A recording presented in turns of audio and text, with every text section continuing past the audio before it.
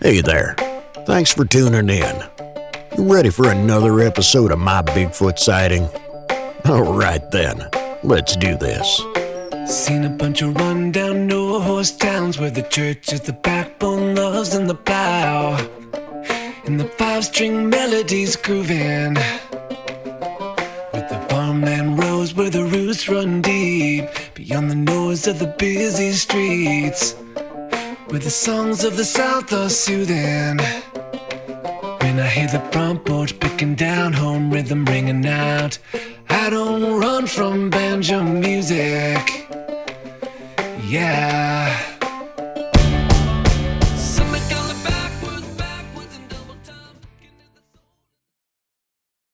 If you'd like to be able to listen to the show without ads and have full access to bonus content, that's an option.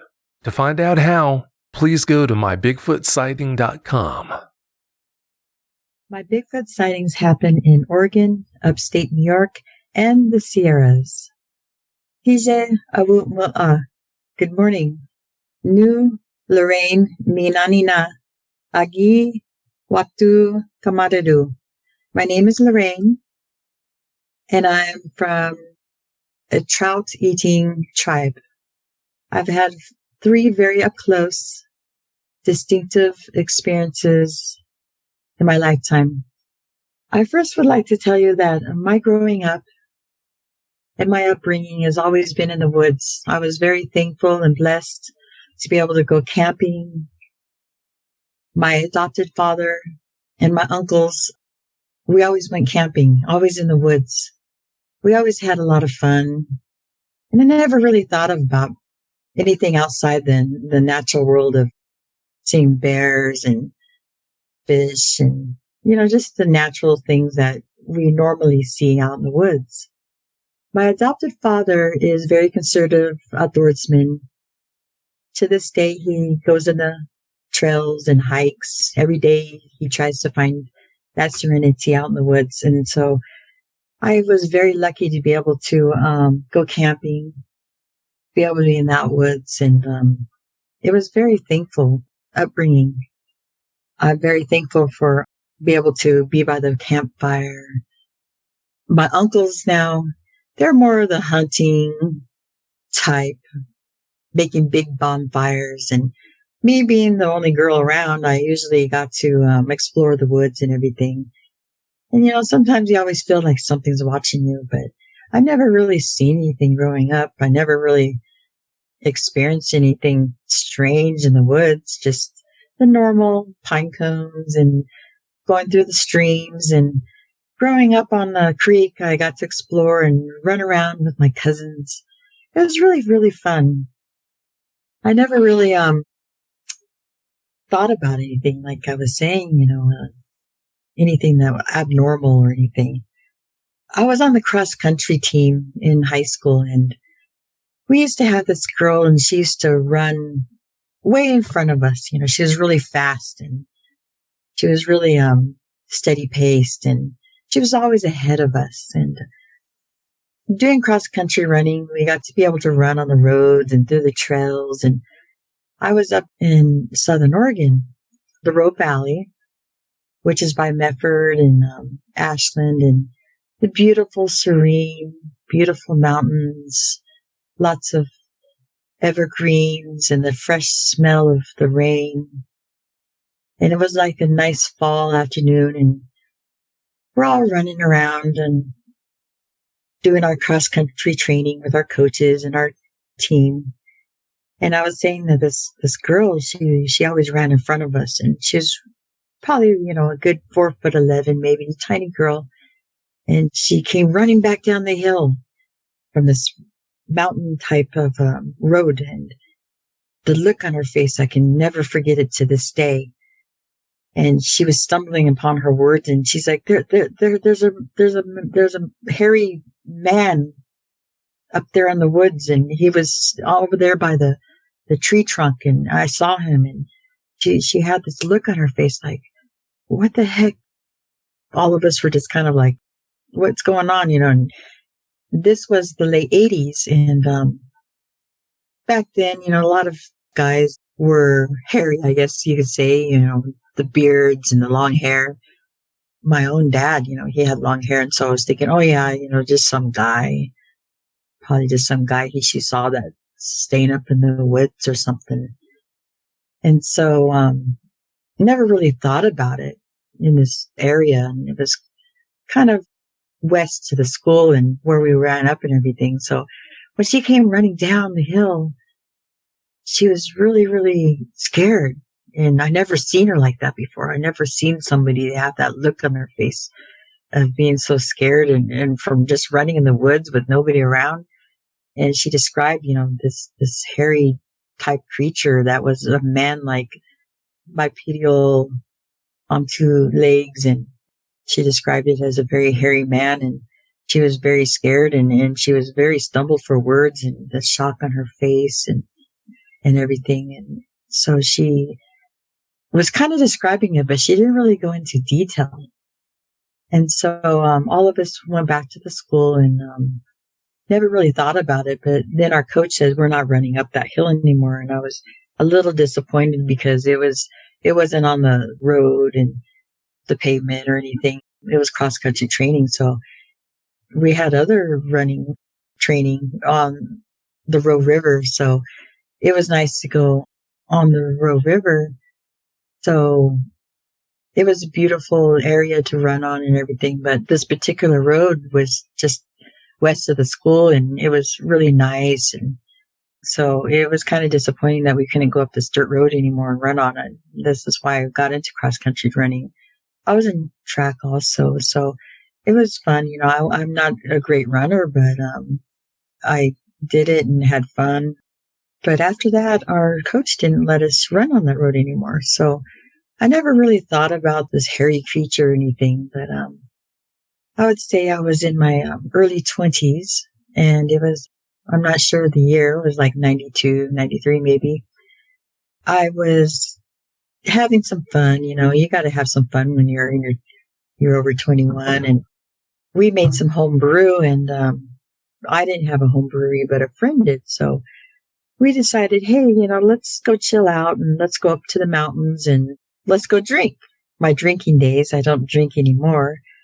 But we decided to say, hey, let's just go up and let's just kind of chill out in the mountainside and let's go enjoy ourselves and take our time and drink some and then sober up and just kind of like camp out, maybe have a fire if we can. And so we went up with my truck. And I had a camper, and it was a nice little truck. It was fun. I really enjoy the outdoors, so I got this truck so I can enjoy stuff like this. To have the option to be able to camp out if I have to, and if not, then not. And it was a very fun pastime. And when you're in your early 20s, you don't really care, having responsibilities, no children, just having fun and doing all that kind of stuff. And so we got this home brewery that a friend made and we're like, hey, let's chill with this and see how this tastes.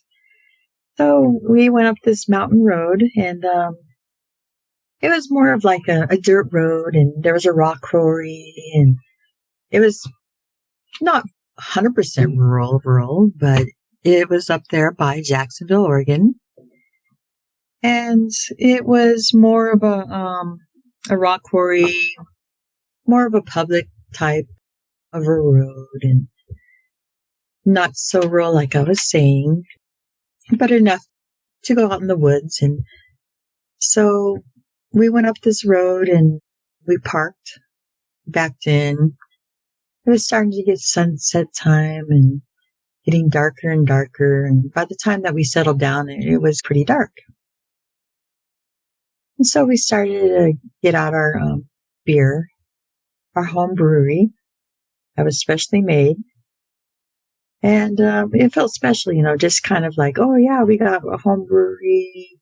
This is one of the first times that we get to actually get to have it. And we're just kind of chilling and we were just getting ready to, I guess, pop the top, as they call it, to the beer. And all of a sudden, we heard this And I was like, what the heck? And growing up, you hear bears and you hear coyotes maybe and other things. And it's like, this is no bear. This is not a sound I've ever heard of in my lifetime. I've never heard of this kind of noise before. And it was a very distinct noise. And I could still hear it echoing through my head to this day. I could still hear that noise. I could still hear that growl.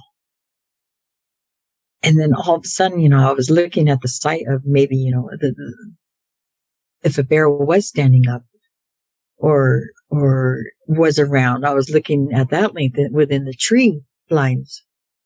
And all of a sudden I looked up and I kept looking up and I kept looking up, and I'm 5'5", so I'm around that height. And so I just kept looking up, and I saw this black figure coming out of the woods, and it was taller than some of the trees, and it was probably around 9 foot tall, and it was coming out, and I heard this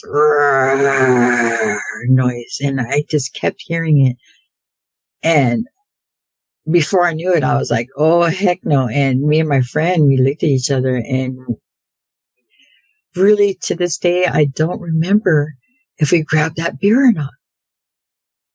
It was sitting and we were sitting on the back of the tailgate of the car, and it was on the ground. And so I'm not sure if we left it or not, but we left the tailgate open and we jumped in front of the car I was driving, and distinctly this figure that stood, around 8-9 foot tall with dark furry hair, and it was just after sunset. So, this figure was standing there, and before I knew it, we're inside the truck, and we just got in and just completely like, let's get out of here. Let's go down the road. Let's get out of here. Whatever this thing is, we're not going to stay here for this, especially how it was growling at us. And so when we got into the car, I looked in the mirrors and I could see it. And it seemed like there was 2 of them behind us. And we just took off. Like I said, we left the tailgate open, and I was so scared that it was going to jump on us or whatever it was. And I distinctly remember it being so tall, and the growl and the noise, and then seeing these 2 figures. And when we rushed down the mountain, it was a very curvy, rural type evergreen road. And so we saw these 2 figures cross and chasing us. And I was going faster and faster, but I don't want to go too fast. And I kept looking in the mirror, and my friend was looking in the mirror and turning around and looking, and we were so scared and so frightened, and this thing, whatever it was, and this other figure, because I distinctly saw the first figure, but when we got into the car, there was 2 of them behind us. And so they were crisscrossing and chasing us down the hill. And when we finally got to the bottom of the mountain road, my tailgate was so open, and I didn't want to lose everything that was the back of my car. And I was really scared to get out, but I felt like they weren't there anymore. And we're at the main highway road, and this is here over in right outside of Applegate, Oregon, up a rock quarry, and it's right before you get to Applegate Lake and right outside of Jacksonville, Oregon. So it was in between.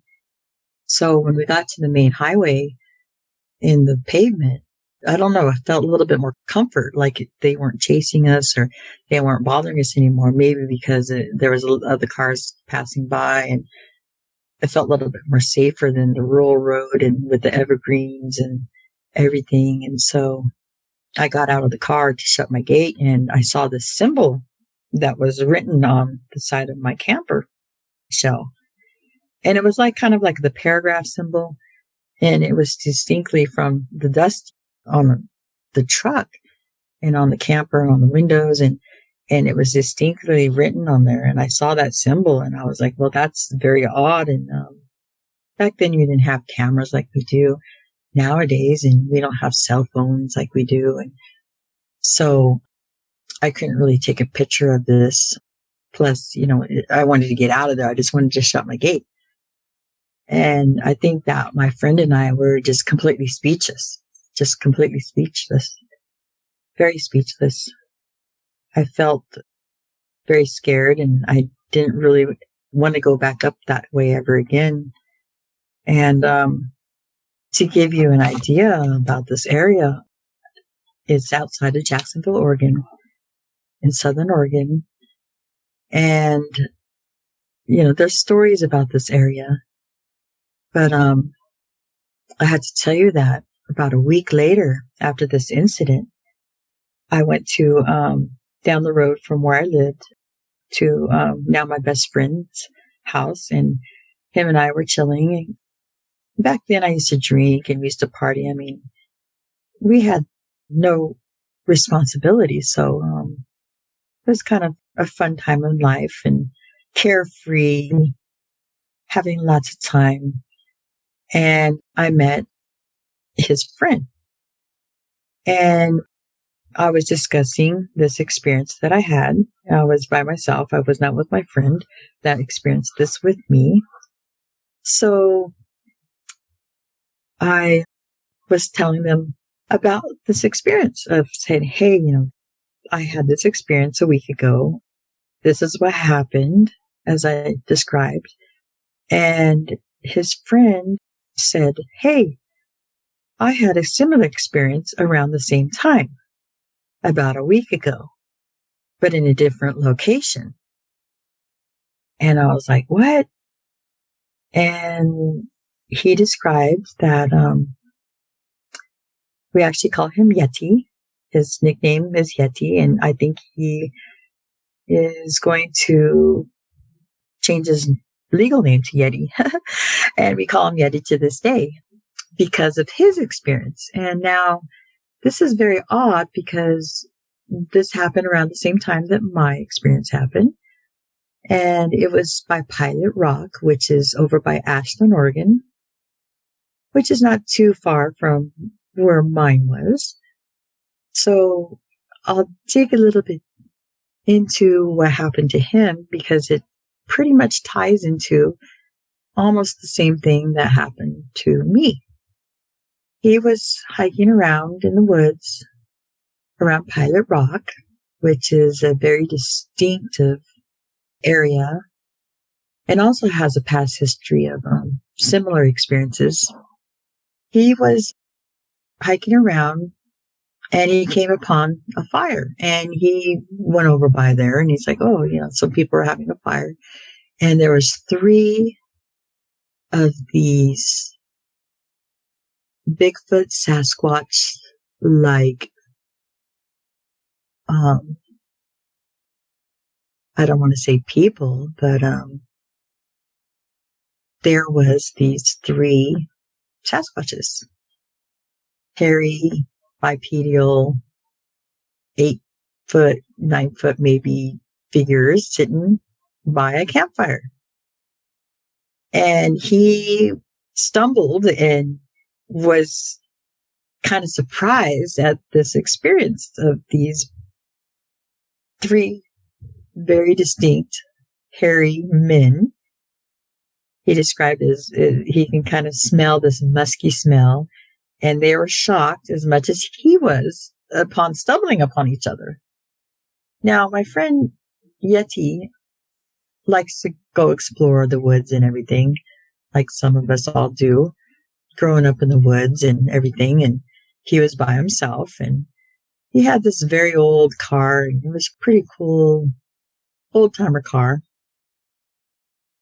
But when he went up to the woods and was exploring and came upon these 3 distinctive Bigfoot figures, hairy men type, bipedal, sitting around a campfire of all things, and both of them shocked to see each other, he said that they started to chase him. So he got into this old car and he started going down the mountain too. And he said that they chased him all the way to town because the town is not too far from Ashland, Oregon is not too far from Pilot Rock. And I believe the road is Green Springs. And so he went down this road and he was being chased the same way that I was. And he said he got to town and he felt safe because he was within a gas station and everything. And he saw a symbol on his car. Now, we're sitting there at my friend's house and he was telling me the story and I was stumbled and I was like, whoa, what kind of symbol? What kind of symbol? What was it? I was stumbling around and so shocked because I was already, in misbelief that my experience. However, he had around the same time he had his experience. So I was really stumbling for words and reality and couldn't believe that somebody else was telling me the story when he didn't even really know my story too. We were connecting our stories together at the same time. And the symbol that he was talking about, I said, can you draw it? Can you draw it? Can you remember it? And, it was fresh in my mind, the symbol, to this day, I can kind of remember the symbol, but, not exactly like I did back then. This is 30 something years ago. So I was stumbled upon, his story and same experience that he did. So we're both connecting and we're like, wait a minute. Can you tell me your experience too, please? And it was very, very similar to mine.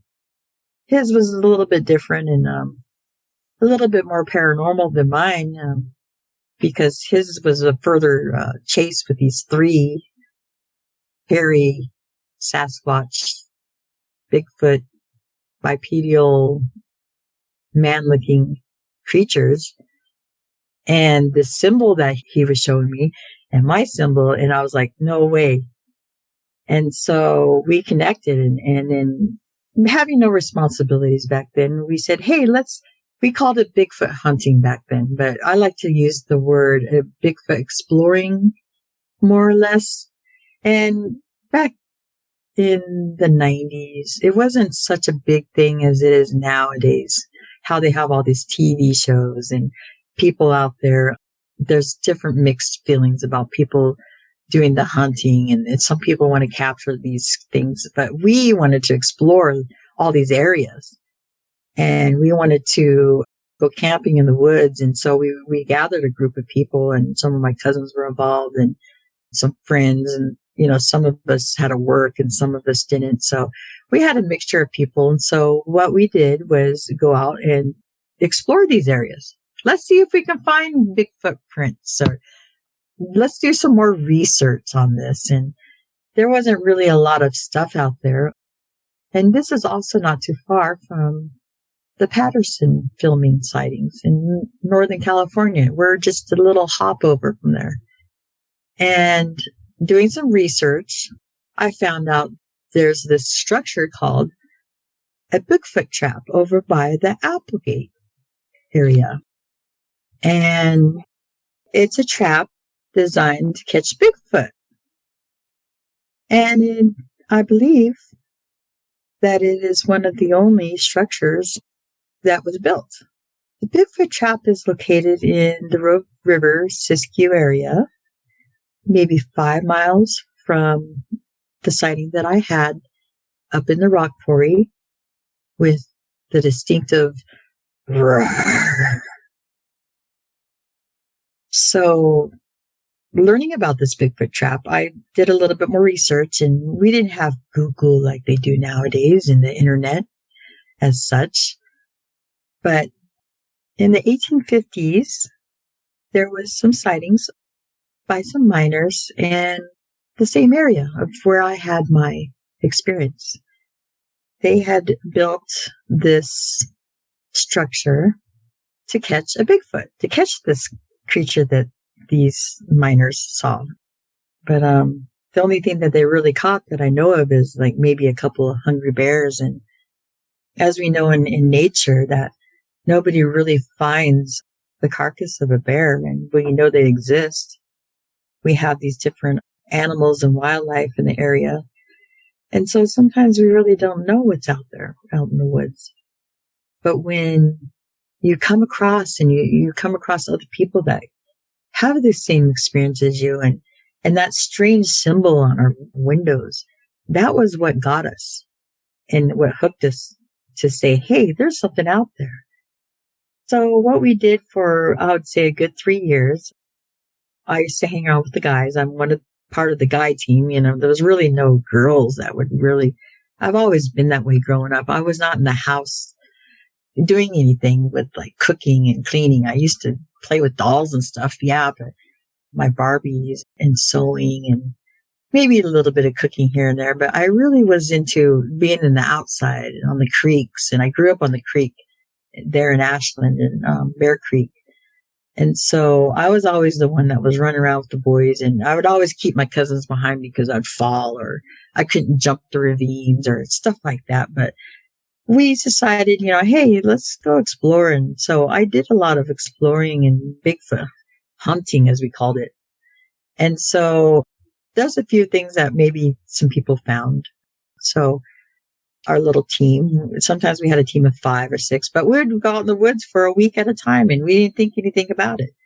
Just going exploring. And there's a few times that my team had that I wasn't around that felt the presence of these creatures around. And one time they went to their camp and was breathing over them. So it was a fun experience. And I believe some of my friends now, I do not live in Southern Oregon anymore, but I believe they still go out in the woods and explore. And my friend Yeti, he's still a very dear friend. And like I was saying, I think he's actually changing his legal name to Yeti. So I think it's overrated nowadays that all these shows are trying to find this creature and everything. And being Native American, I'm now to this day hearing stories about different things. And after I left Southern Oregon, I went to stay in upstate New York with my family. And we lived on a huge property. We had beautiful little cabin in the woods down below our house. And I was exploring the area one day and I never even, this is right after my Bigfoot exploring and adventures. And so I wasn't really even thinking about these creatures, really. I was thinking, they're in my old stomping grounds and my old woods and everything. And so I used to smoke cigarettes, and my dad, he was very against smoking. So I didn't want to get caught. So I would go down by the marsh area and go smoke a cigarette by the cabin and kind of look in inside the little cabin. It wasn't ours, but it was somebody else's. And I didn't have a key to it. I always wanted to go inside there. And I was just kind of exploring one day and smoking my cigarette, sneaking away. Even though I was an adult, I didn't want to smoke in front of my dad. And he would just freak out. He would freak out to this day, about smoking. So I just kind of wanted to sneak away. And I would sneak down there a couple of times. And one day I saw something in the marsh. And the marsh is probably a good 5 foot deep of water and mush and deep woods. And so I saw something move, and then when I moved, it moved. And then I was like, what is that? I was thinking, this thing, whatever it might be, is standing in chest deep, to me, water. And it's way taller. It's hiding behind a tree. And then when I moved to the area, it would move to the next tree and stand there. And I kept looking and put my cigarette out, and I was like, what is that? What is that? And so next thing I know, I saw this crescent type head, and it was standing probably 9 foot tall also. And I can kind of hear it within the water, and it was standing inside the marsh area, like I was saying. And I was up on top of the hill a little bit by the cabin, and it wasn't so mushy and marshy. And I wasn't really used to this type of territory in upstate New York, and I was new to the area and very cold up there, but it was a pleasant day. It wasn't anything abnormal or anything. It wasn't snowing or anything. It was just a normal day. Okay weather. And so I was moving, and every time I move a little bit more, it would move. And I could see its eyes. It was this hairy, 8-foot type bipedal creature. And it was probably a juvenile, I would say. And I say this because of the research that I did, or just the hearing of these things. And after having my experience in Southern Oregon, and then here I'm in upstate New York, in a wooded area that I'm not used to, and actually seeing something in the daylight, in the daytime. What the heck is this? Is it what I think it is? Is it an actual Bigfoot Sasquatch type creature in this wooded area? And so I wasn't really scared. It seemed like it was very curious to what I was doing. And I was curious to see what it was doing, because every time I moved, it would move. And it gave me a male type of vibe. And it wasn't so big as some of these, maybe it was more of a juvenile type. It was very curious to what I was doing. And living in this rural area and new to this area, and having been newly exposed into this type of environment, I felt like it knew who I was, because we had very open windows in the house that I lived in, and we lived on the hillside, and this was below our house and in the marsh area. So I never really thought about it. And I only lived there in the upstate New York for a little bit.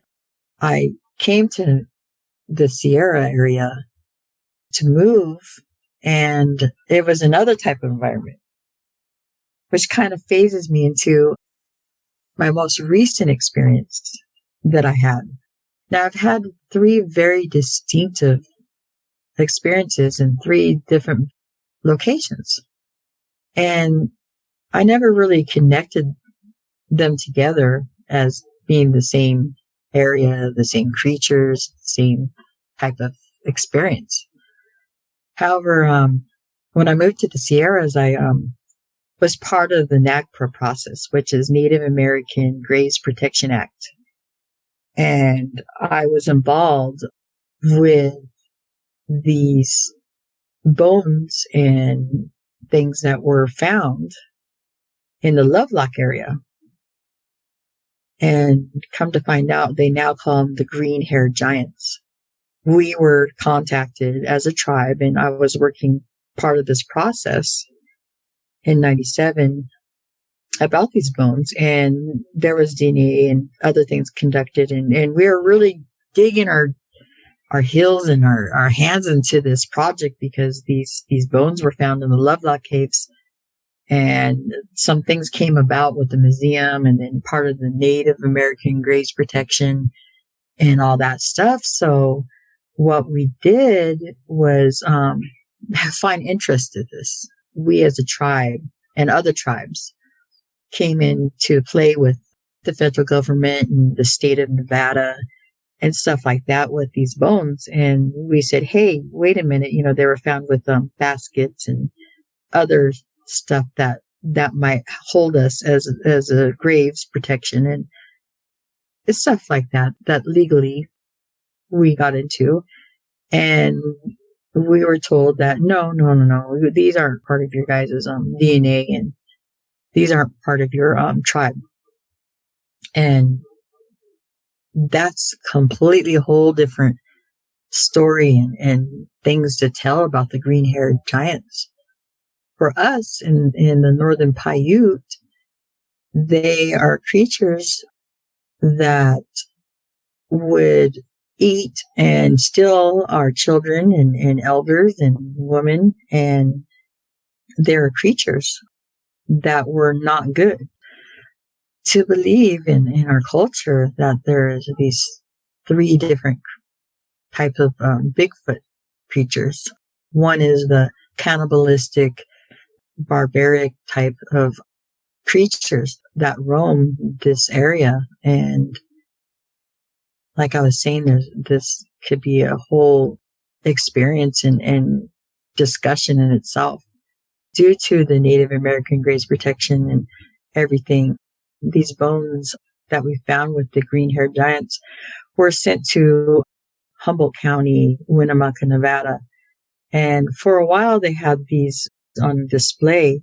However, the museum has not had them on display. And coming from a museum family, I understand the whole logistics of protection and everything. But I believe to this day that the Humboldt County still has these bones that they'd say that weren't affiliated with this Northern Paiute. So the logistics on it and everything, they don't have the display anymore. And now they are having such things that are happening that they are protecting the area. And like I was saying, there's a whole discussion on these red-haired giants, and there's mixed reviews on some of this stuff. And Sarah Winnemucca actually discussed it in her book, Life of the Paiutes. She had a piece of their hair on her dress. And there is so many folklores and discussion on that, on these red-haired giants. So these red-haired giants, we do have a Paiute word for them. And as I was saying, we have 3 different types of Bigfoots in our legend. And I dug really deep into discussion on these different types of Bigfoots, especially after my experience in upstate New York, and being part of the process of these bones that are found and the whole logistics. And so I went into anthropology, and I studied anthropology and pursuing my degree in anthropology.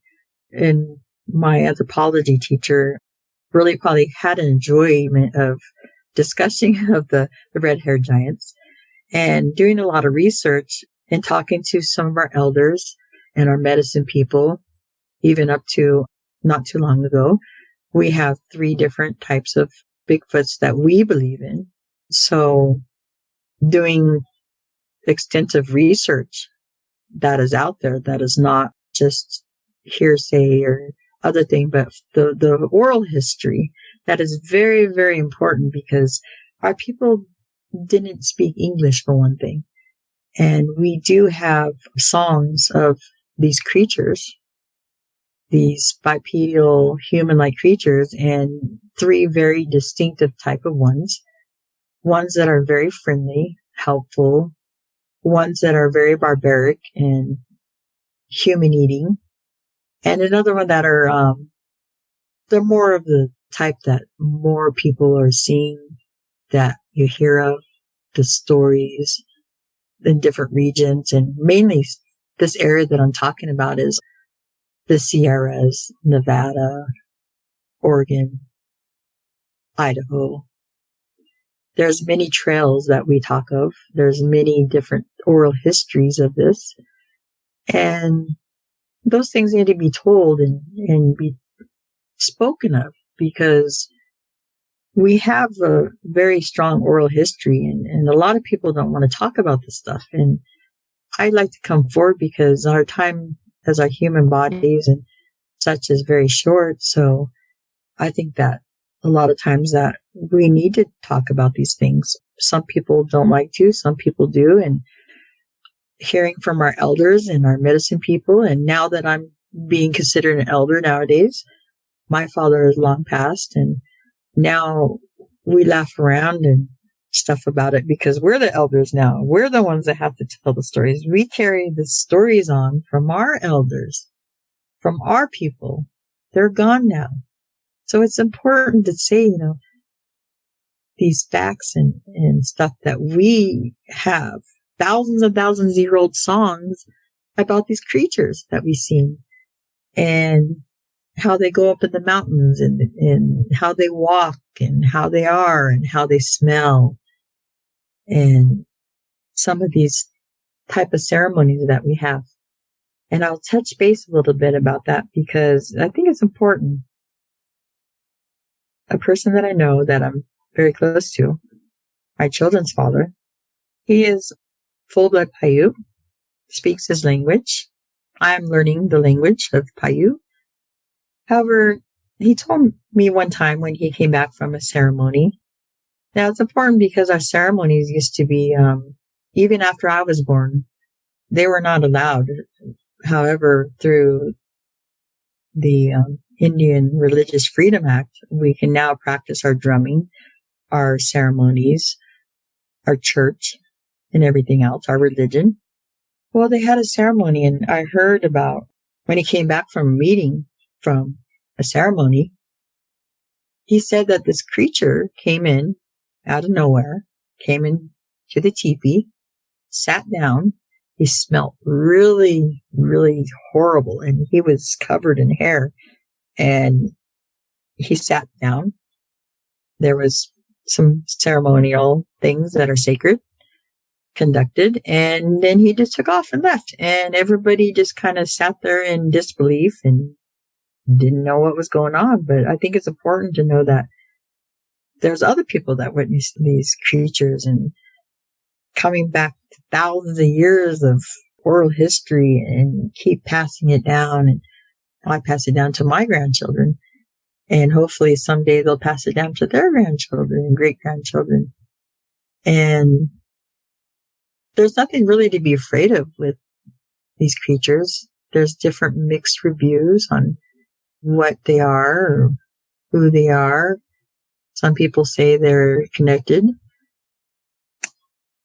I was telling my story to this guy, and he's a conspiracy art author, Jim Keith. He died back in 1999 from an injury. But we were discussing how, there's these Bigfoots and UFOs and the connection between these two. And some people believe it, some people don't. And just like Bigfoot, I was never really into this Bigfoot thing until I had that experience back in Southern Oregon at the rock quarry. I never really even thought about it, really. I mean, I heard about that girl cross country. And so I was just thinking back, okay, let's write a book. And unfortunately, he was injured, and there's so many discussions that can be told and taught. But, Jim Keith, he was a conspiracy author, and me and him actually discussed of writing a book together about these Bigfoot and different experiences and gathering some of this stuff together. And this is before I became more of a ceremonial type of person and my drinking days and partying around. And so I never really took it serious, this Bigfoot thing and UFOs connection.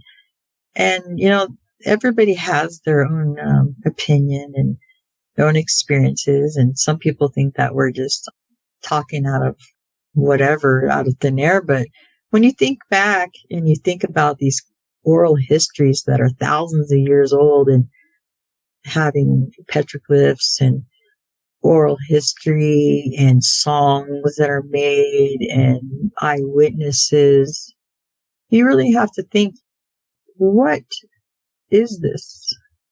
What can we go through in life, and how can we tell our story?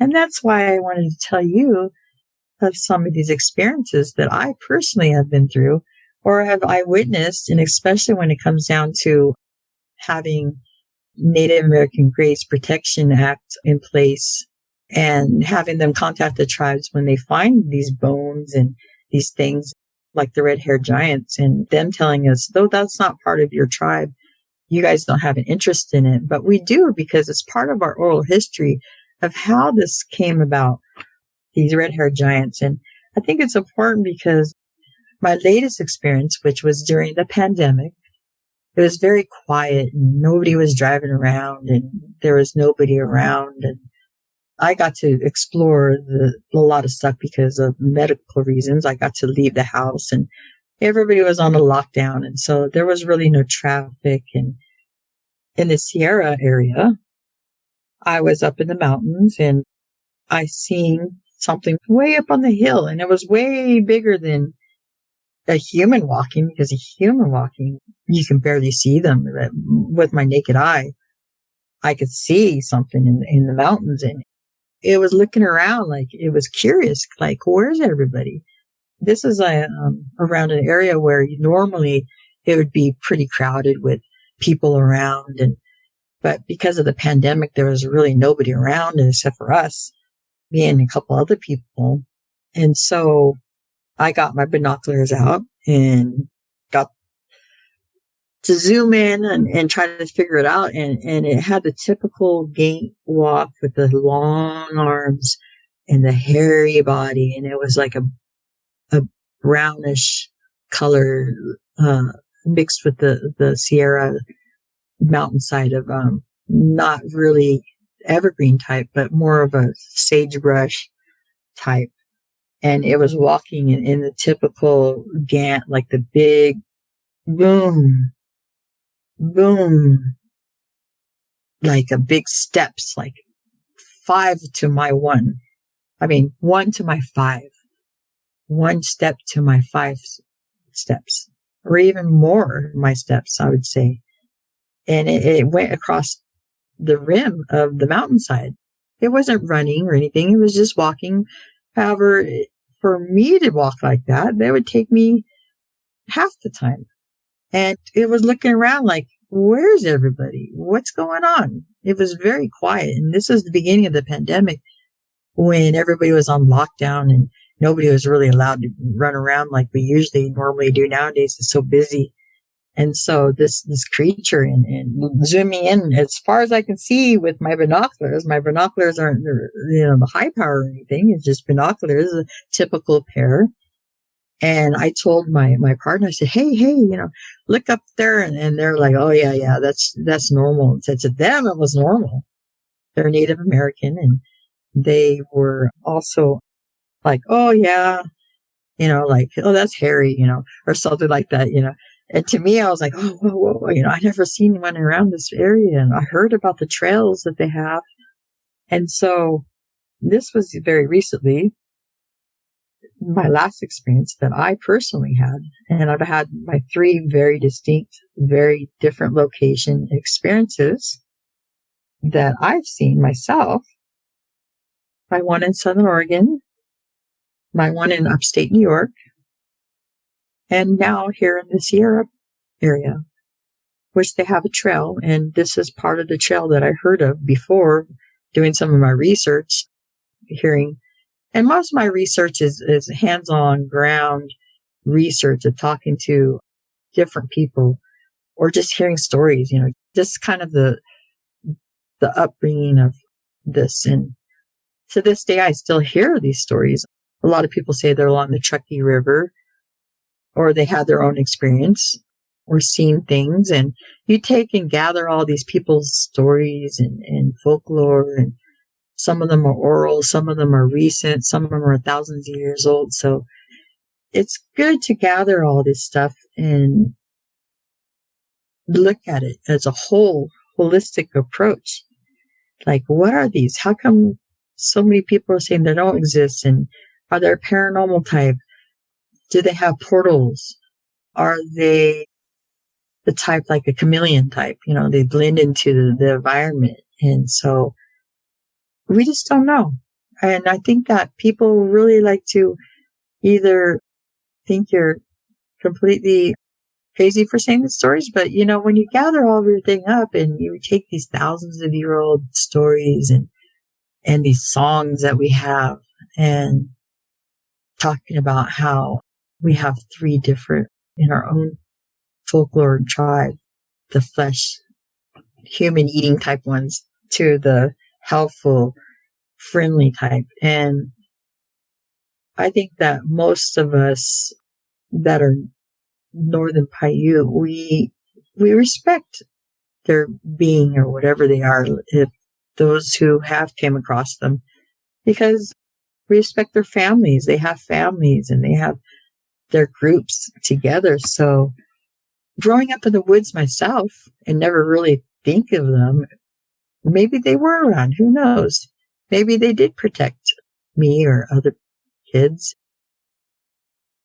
But when you come face to face with one and you hear that distinct growl that can never lose out of your existence of hearing that, you think, hey, that's my first experience of hearing that sound first. And then that shadow figure coming out of the woods, and then there standing in front of you, and you just don't even think. You just jump into your vehicle and book out of there and go down that mountain. And then you see that symbol and you think, what is this? And then you come across another human that says, yeah, I had the same kind of experience. And then you start exploring and getting curious about it. This is before all these Bigfoot shows and all these things that are coming out about nowadays. And, we never really thought about a show or anything. It was in the early 90s. So I think that just distinctly, this experiences that I've had myself, I'm a believer. And not because I heard about it, it's because I experienced it myself. And I've heard these stories from the elders. I've heard these stories from the medicine people. And so you just move forward and you just think positive and you educate people on it. And now there's so much stuff out there that you just laugh and you just giggle because you see these Bigfoot stickers on people's cars and you hear about these stories that other people have, and you hear like Finding Bigfoot.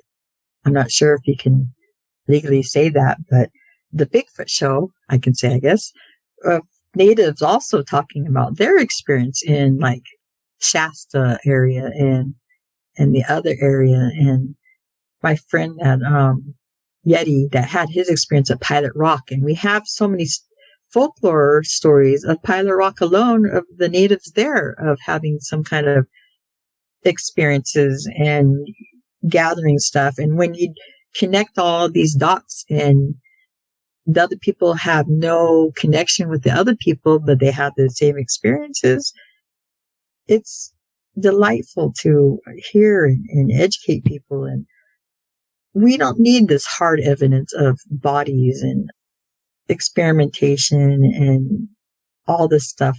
We don't need that. And there was a thing that happened on a reservation that something was eating big holes out of horses and cows. And I was pregnant at the time. And so we had curfew. Everybody had to be on lockdown and curfew. And this is 23 years ago. And they had some people out there. I'm not sure what agency they belonged to, but they were seeing what was doing these animals. And the chairman of the tribe actually took these kids out to look for prints, because it's part of our history. It's part of our folklore. It's part of our existence of either getting along or not getting along with these creatures. Because as I was saying, we have the three distinct of these that we believe in.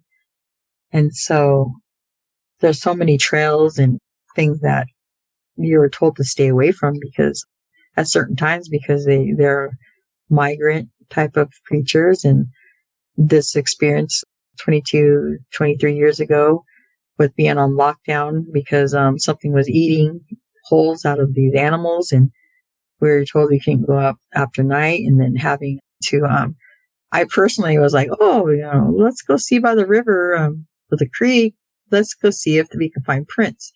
And when you're out there exploring and you want to look for something like that, you just kind of turn around and you're like, what if I did see something? You get scared kind of because you don't know what kind of thing you're going to come across. It's a kind of an unknown, especially when you're getting chased by them at first and you don't know what it is.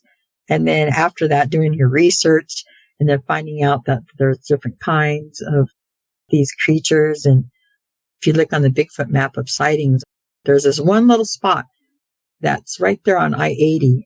And I heard stories about that area that some people have actually spotted something in there. And I don't know about these spottings and everything that people put on these maps, so-called maps that they have out there nowadays. Now that the internet's more available, there is a lot more exploring, and a lot more people are coming out about their experience. And there's so much more to explore and to hear other people's stories about this very real type of creature. And that's my Bigfoot sightings. Well, that's it for tonight's show. If you've had a Bigfoot sighting and would like to be a guest, please go to mybigfootsighting.com and let us know. Thanks for listening. Have a great night. Seen a bunch of rundown, no-horse towns where the church is the backbone, loves and the plow, and the five-string melodies grooving, with the farmland rows where the roots run deep, beyond the noise of the busy streets, where the songs of the South are soothing. When I hear the front porch picking down, home rhythm ringing out, I don't run from banjo music. Yeah, the sound of a memory brings me back to the bluegrass playing on my dad's 8-track. His pickup man had been through it, getting through the day on Scruggs and Skags, bucking hay bales to those Tennessee jams. There's no other way that I'd do it. When I hear the front porch picking down, home rhythm ringing out, I don't run from banjo music. Yeah. Something going backwards and double time, getting in the soul and the drumming on Kentucky style. Those are the anthems strumming out, country boy living. When I hear the front porch picking down, home rhythm ringing out, I don't run from banjo music.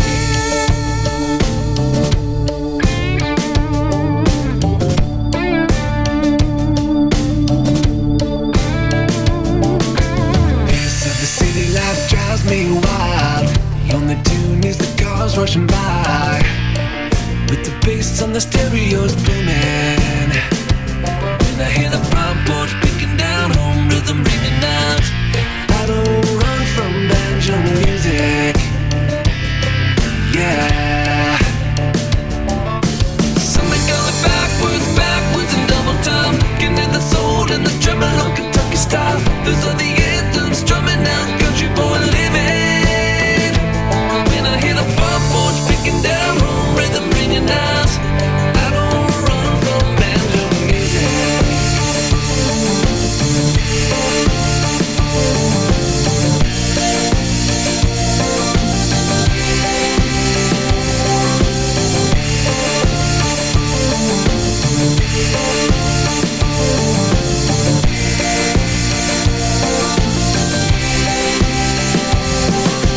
Something going backwards and double time, getting in the soul and the drumming on Kentucky style. Those are the anthems strumming out, country boy living. When I hear the front porch picking down, home rhythm, ride chicken porch swing, mama's best sweet tea kind of sound.